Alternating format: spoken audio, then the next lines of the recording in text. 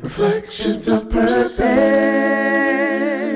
Hello, this is Twisted Threads. We're so glad that you joined us today for our Reflections of Purpose. And as always, we get right into it. Today, our topic is beware of the walking wounded. Yeah. Sometimes it's sad, but we got to have a proper realization that we are living amongst wounded people. Perhaps we're the ones who have been wounded. And one of those things that comes about when we start talking about those people who have been wounded in our lives, it might be our parents. It might be our children. It could probably be us. But the responsibility that we have to ourselves to move forward means that we've got to take a sideline sometimes and reflect on the areas of our life that maybe we might be bleeding out in, that maybe we've been wounded, and take that healing time. You know, I love it. Yeah, I love football. I watch it all the time. I'm a football mom. My boys have, oh my goodness, they've got years of playing football, whether it's defense or offensive and special teams and all type of things. And we've got a lot of talent in that area. But you know, it's always sad that every Sunday, usually early in the week before the game, we hear and they make it public. What do they make public? Those who made it to the injured list. They making the list, y'all. When we think about that in our regular everyday life, there are many of us that we need to take that checkpoint in our own lives to make an injured list for the people who are in our circle. Now, look, it's not to blacklist anybody. It's not to take anybody off and say, ooh, you're on the injured list. Now we need to trade you somewhere else. Because oftentimes that's what happens in the football arena. But in real life, when we review the people who are in our lives and understand that if you don't recognize the walking wounded around you, odds are you're going to get knocked in the head by one of them and be walking around, still football terms, with a concussion. Now, here's the thing. In my household, as much as I say we liked football, we also had many cases of concussions in my house.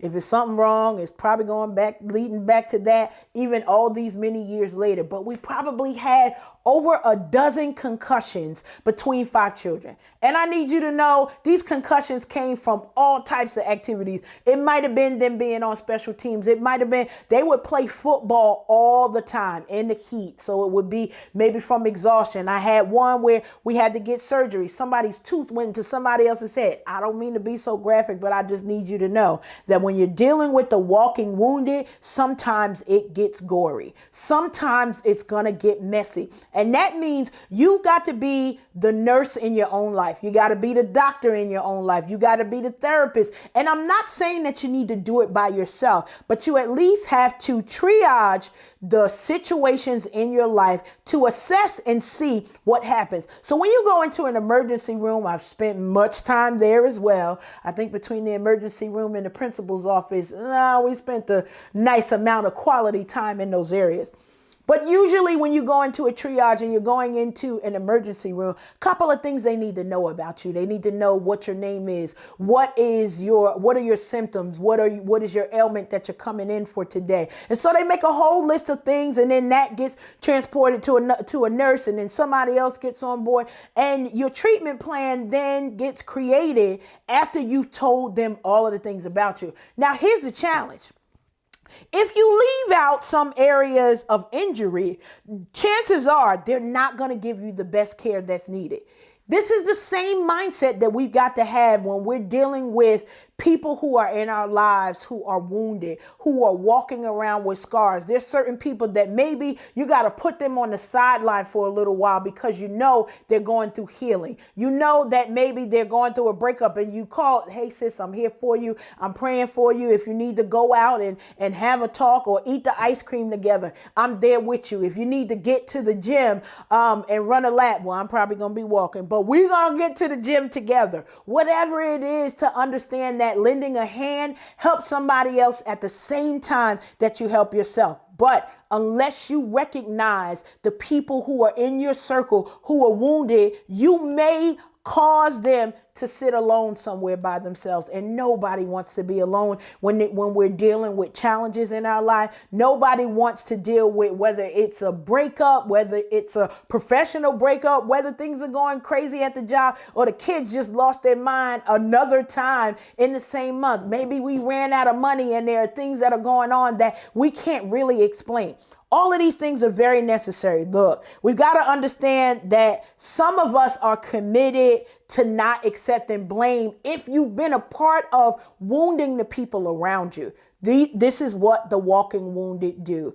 If you've had trauma in earlier life, if you've had things that happened to you, it's time for you to accept responsibility and accountability in your own life first, to say, hey, I'm bleeding. I might need a Band-Aid. Because that's the one thing. It's like, don't bleed on me. Like, don't do that. One, because I'll probably pass out.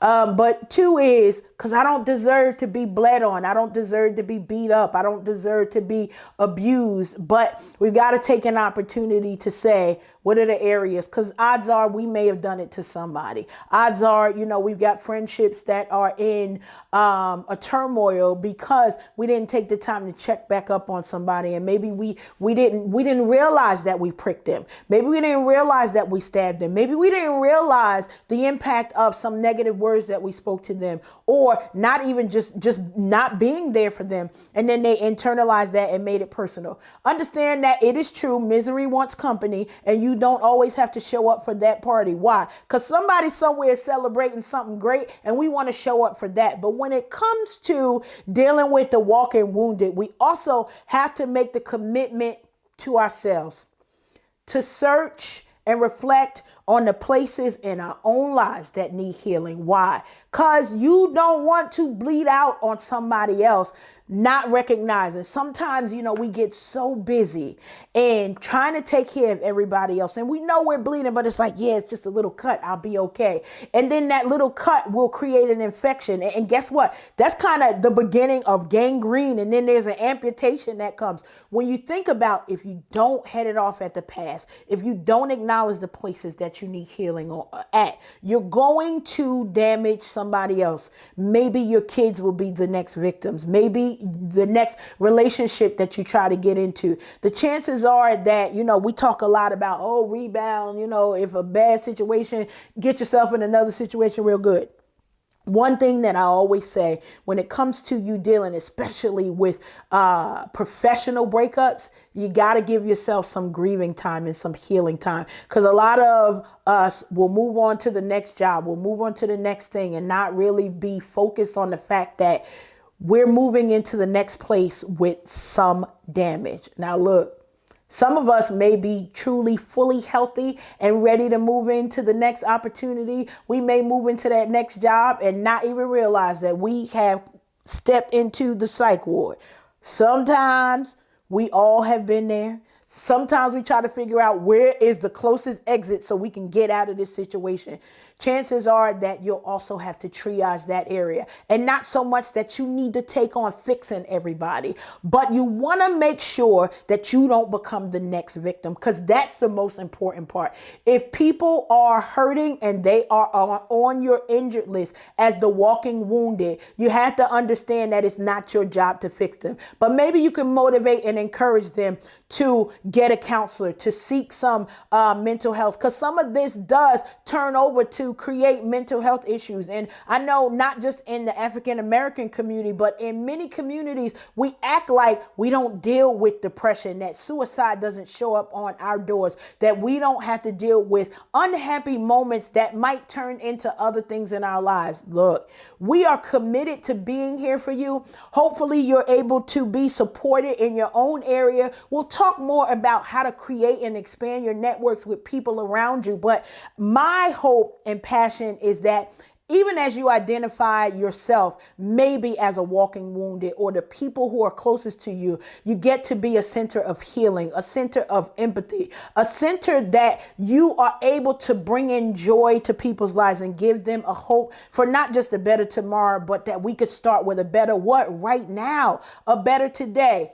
We're so glad that you joined us. Remember to like and share these videos. As always, I ask you to subscribe. Share these with people who might be on your injured list and let them make the choice to figure out where it is they want to go. We are so glad that you joined us. Check out the next video that's coming up. Why? Because there's some more good stuff that you'll be able to see there. It's Twisted Threads. We're glad you joined us. Make it an amazing day.